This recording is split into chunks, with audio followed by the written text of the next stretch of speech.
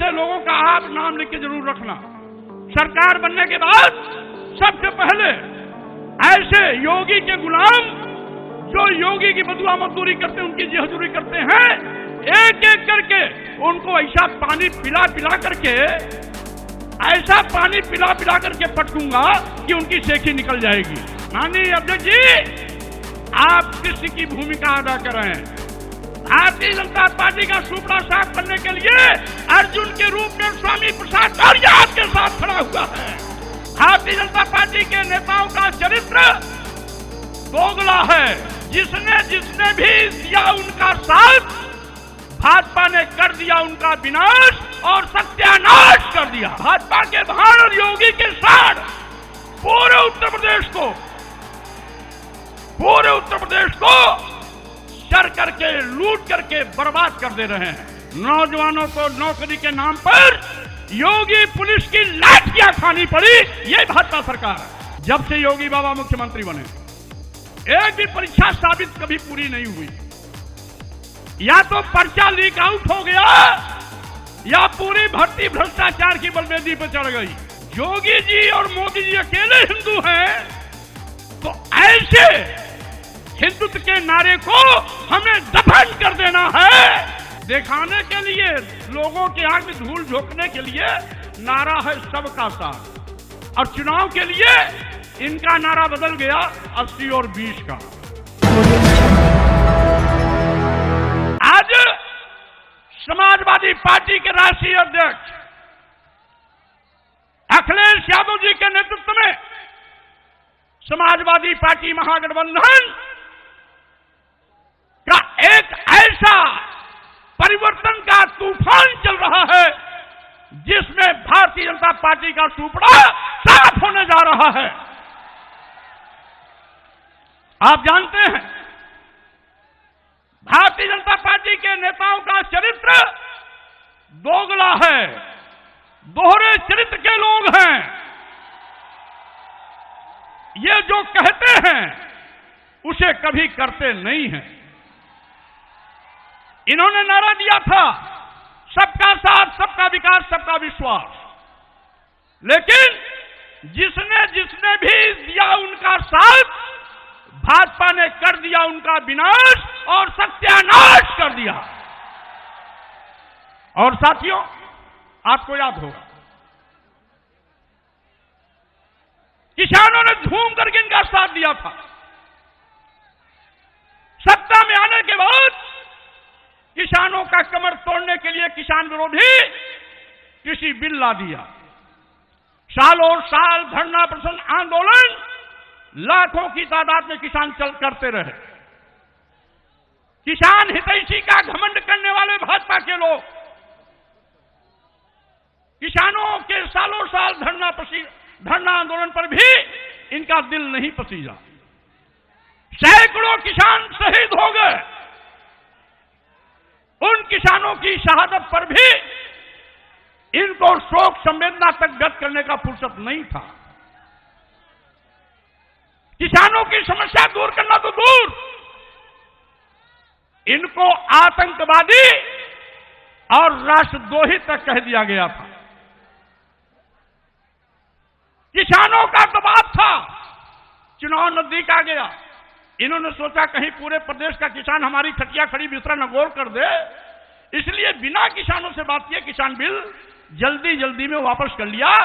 किसानों के आंदोलन लंबे अरसे तक धरना प्रदर्शन आंदोलन और संघर्ष के डर से। लेकिन आज भी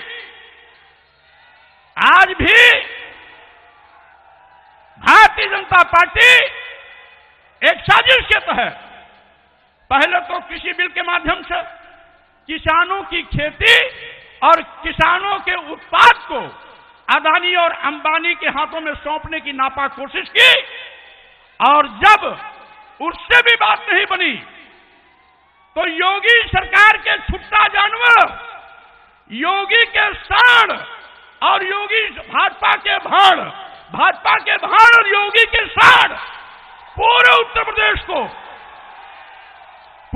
प्रदेश को चर करके, लूट करके बर्बाद कर दे रहे हैं। साथियों, मैं कहना चाहता हूं यहां पर नौजवानों की फौज बैठी हुई है। भाजपा के लोगों ने 5 साल में 75 लाख नौकरी देने का वादा किया। 5 साल बीत गया, नौजवानों को नौकरी मिलना तो दूर, नौजवानों को नौकरी के नाम पर योगी पुलिस की लाठियां खानी पड़ी। ये भाजपा सरकार है। और साथियों, जब से योगी बाबा मुख्यमंत्री बने, एक भी परीक्षा साबित कभी पूरी नहीं हुई। या तो पर्चा लीक आउट हो गया या पूरी भर्ती भ्रष्टाचार की बलवेदी पर चढ़ गई। अगर कोई भर्ती हुई भी तो योगी जी ने आरएसएस और भाजपा के परिवार के लोगों को एक एक करके बैठाने का काम किया। यहां तक कि अनुसूचित जात के आरक्षित पदों पर भी सामान्य वर्ग के लोगों को भर्ती कर दी। पिछड़े वर्गों के 19,000 शिक्षक भर्ती में 19,000 आरक्षित पदों पर सामान्य वर्ग के लोगों की भर्ती कर दी। अरे योगी बाबा, हम लोग सामान्य वर्ग के दुश्मन नहीं, सामान्य वर्ग भी समाजवादी पार्टी के साथ बड़ी ताकत के साथ खड़ा है। और पिछड़े वर्ग, अनुसूचित जात, जनजात, स्वतंत्रता संग्राम सेनानी और विकलांग सबका आरक्षण जो लिया जाए तो 49% है। 51% में आप खुला खेल करने के लिए छूट आपको थी। 51% से आपका भरा नहीं पेट। आपने दलितों की भी कुर्सी अपने चहेतों को दे दिया, पिछड़ों की भी कुर्सी अपने चहेतों को दे दिया। यानी वोट लेने के लिए हिंदू की दुहाई, और जब कुर्सी की बात आती है तो खुद अकेले खाएंगे मलाई, खुद अकेले खाएंगे मलाई। यानी योगी सरकार से मैं पूछना चाहता हूं, क्या 25% दलित जिसके आरक्षण पर आपने डकैती डाली, क्या वो हिंदू नहीं है क्या? 55% पिछड़ा जिसके आरक्षित जगहों पर आपने अपने चहेतों को बैठाया, क्या वो 55% पिछड़ा हिंदू नहीं है क्या? अगर 25% दलित और 55% पिछड़ा, यानी 80-85% लोग अगर हिंदू नहीं है, तो क्या हिंदू केवल योगी जी और मोदी जी अकेले हैं क्या? अगर योगी जी और मोदी जी अकेले हिंदू हैं, तो ऐसे हिंदुत्व के नारे को हमें दफन कर देना है जो दलितों और पिछड़ों के सिर को काटता हो, पेट पर लात मारता हो, रोजी रोटी को छीनता हो। यही नहीं, इन्होंने साथियों, इन्होंने और एक नारा दिया, सबका साथ। सबका साथ दिखाने के लिए, लोगों के आंख में धूल झोंकने के लिए नारा है सबका साथ। और चुनाव के लिए इनका नारा बदल गया 80 और 20 का। 80 और 20 का। अरे भाई, जब सबका साथ नारा दिया तो 80-20 कहां से आ गया? यानी जब कुर्सी की बात आती है, जब सत्ता की बात आती है, तो हिंदू की दुहाई, और सत्ता में आ जाते हैं तो हिंदू खत्म, दलित की हत्या, पिछड़ों की हत्या।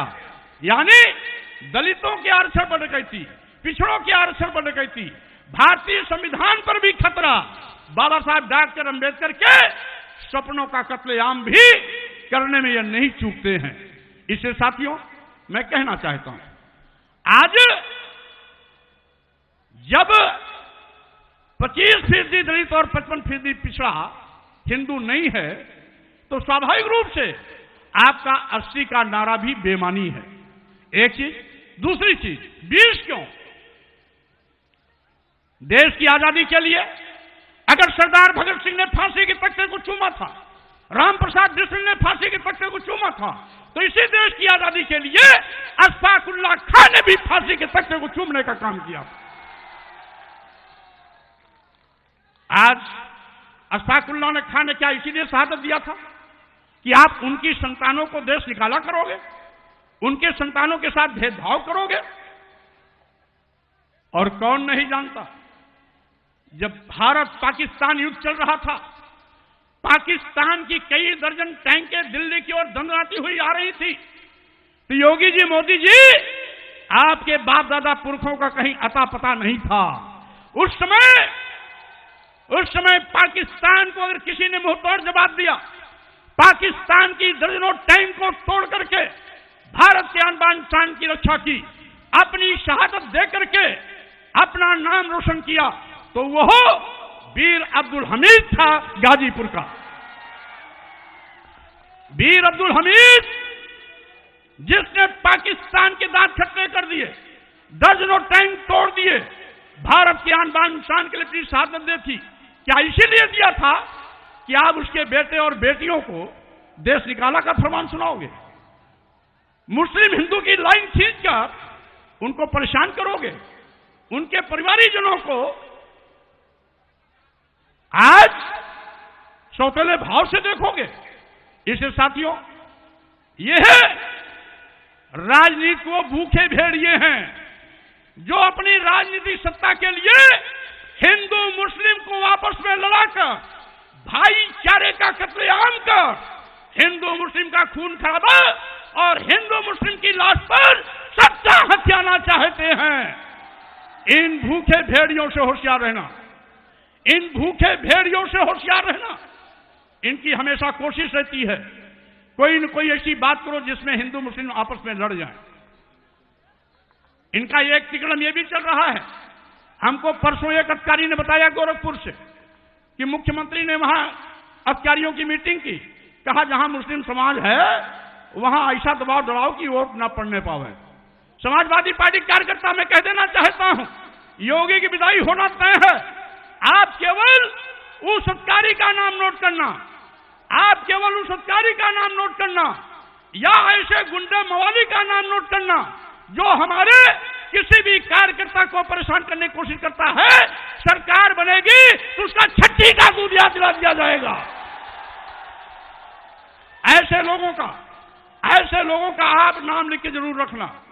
सरकार बनने के बाद सबसे पहले ऐसे योगी के गुलाम जो योगी की बदुआ मजदूरी करते हैं, उनकी जी हजूरी करते हैं, एक एक करके उनको ऐसा पानी पिला पिला करके, ऐसा पानी पिला पिला करके पटकूंगा कि उनकी सेखी निकल जाएगी। और साथियों, आज कौन नहीं जानता, व्यापारियों ने भाजपा को खूब चंदा दिया, खूब वोट दिया, सत्ता में आ गए तो इन्होंने ऐसी नीति लाई कि आज व्यापारी भूखमरी कगार पर है, आज खुदकशी कर रहा है।